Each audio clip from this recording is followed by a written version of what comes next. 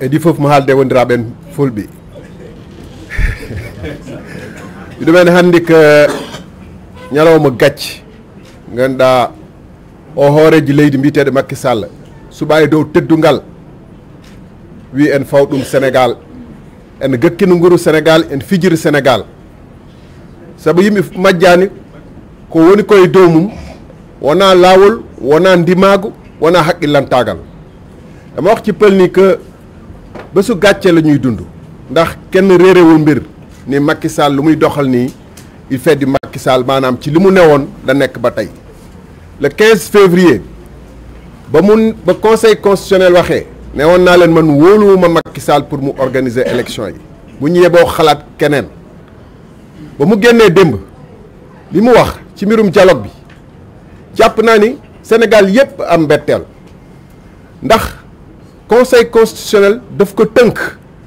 te du conseil constitutionnel moo ko tënk conseil constitutionnel dafa fàttali constitution Sénégal wax tënk ko moom ba muy aj élection yi sukkandiku simplement ci benn proposition bu parlement bi jot te parlement bi àddugu ci mu aj élection yi kooku pour ajji élection yi mu wéy waroon na exécuter décision conseil constitutionnel waaye dafa bañ dialogue bu muy laajte bu muy woote du rek ngir jàpp date ngir aussi xool moom nu muy wéyalee mandaam au-delà du 2 avril bu ngeen déggee li mu gën a tudd démb ci discours am bi mooy article 36(2) constitution bi nga xam ne day ne tant que tànn gu ñu ku koy wuutu moom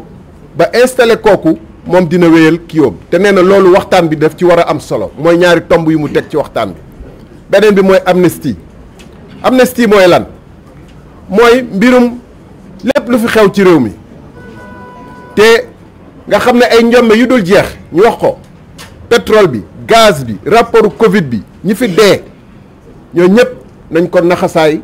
pour lan pour moom mu mun a am jàmm dem ndax même moom bu demee ku ko wuutu war na mën a bàyyi prisonnier politique yi nga xam ne ak yeneen prisonniers yi nga xam ne du ñu ay prisonnier politique nag am nañ ci ñoo xam ne nag ay vrai casseur lañu dañu def ay njombe kooku ku ko wuutu war na organiser dialogue xool ci yan anam la ñuy libérer ñi nga xam ne par centaine ci conditions yu atroces bu fekkoon dafa am yërmande du démb lay découvrir ni am na ay prisonniers je voudrais dire très rapidement que le président de la République est dans un jeu déjà connu et il ne trompe plus personne et je m'étonne même que des ambassades puissent donner crédibilité à son appel qui est un véritable appel trompeur et une véritable diversion. Ce qu'on attend de Macky Sall, c'est dans le cadre de la constitution actuelle qui n'a pas changé d'un iota, c'est d'organiser le plus rapidement possible en fixant la date. Toutes les conditions sont réunies.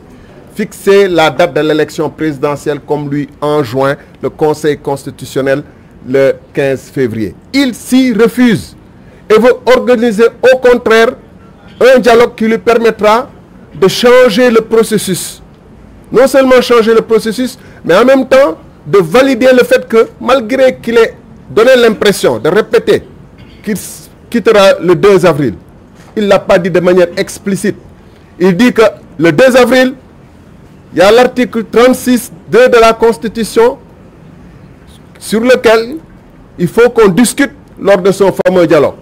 Pour lui permettre éventuellement que les gens lui disent, les communicateurs traditionnels, les religieux, les recalés qu'il va inviter et qui constitueront, qui verront en lui une planche de salut, mais qui seront aussi une planche de salut pour lui. Pour que tous ces gens lui disent, vous êtes le plus beau, le plus gentil, le plus apte à continuer la transition. Et donc l'article 36(2) de la Constitution nous permet de l'envisager. Allons voir le Conseil constitutionnel. Qu'est-ce qui est plus ridicule de dire que allons voir le Conseil constitutionnel après notre dialogue alors qu'il refuse et qu'il s'assoit sur des décisions du Conseil constitutionnel du 15 février? Qu'est-ce qui est plus ridicule et dérisoire de dire nous irons voir le Conseil constitutionnel alors qu'il s'assoit sur des décisions du Conseil constitutionnel? Ce président n'est pas sérieux. Et c'est pourquoi je pense plus que jamais que c'est des manifestations populaires. C'est le refus de la population d'obéir et de suivre ces injonctions qui vont le faire partir. Parce qu'il a avec lui une petite clique de personnes qui sont prêtes à le suivre et amener le Sénégal jusque dans les profondeurs qu'ont traversé certains pays africains. C'est pourquoi nous disons non au dialogue, mais nous disons oui à un plan d'action que certains de mes amis ont déjà décliné, sur lesquels je ne reviendrai pas. Nous organiserons notre propre dialogue. Le dimanche, nous ferons des actions. Et toutes les actions qui ont été appelées cet après-midi, demain, par d'autres plateformes, nous les soutenons et nous les encourageons. Vive le peuple sénégalais. Merci. Président Anta Babacar Ngom.